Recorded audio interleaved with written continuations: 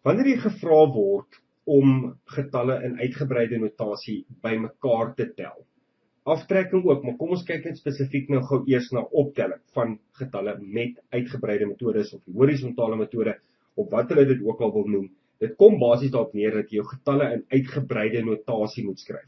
So kom ons gebruik 'n baie eenvoudige voorbeeld. Gee vir jou 123 plus 321. Daardie twee getalle moet jy nou bymekaar tel met die uitgebreide metode.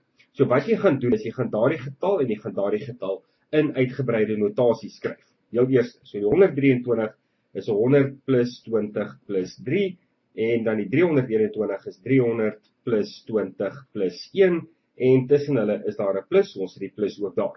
As daar 'n minus was, dan skop daar nou 'n ander beginsel eers in, maar hierdie is nie 'n minus nie, ons kyk spesifiek nou net na optelling van twee getalle en dan kan jy nou gaan en jy kan sê maar ek het nou daar 'n honderde getal, 'n tiende getal, 'n ene getal. Daar's 'n honderde getal, 'n tiende getal en 'n ene getal. Ek kan hulle van links na regs vat, ek kan hulle van regs na links vat, ek kan hulle deurmekaar bymekaar tel. Dit gaan op die einde van die dag nie 'n verskil in jou antwoord maak nie. Wat wel kan gebeur is, as jy nie 'n baie mooi proses volg nie, kan jy ergens foute maak.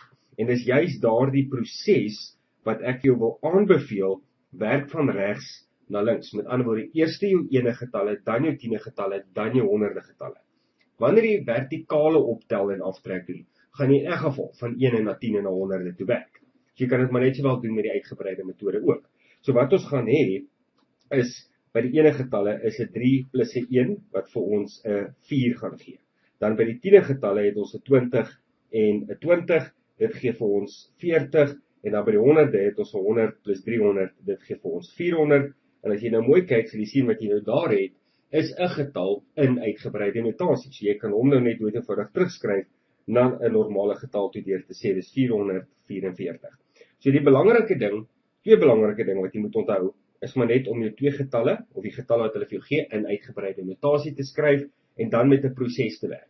Van links na regs of van regs na links, wat ook al vir jou die beste gaan werk. My voorstel is, werk van regs na links.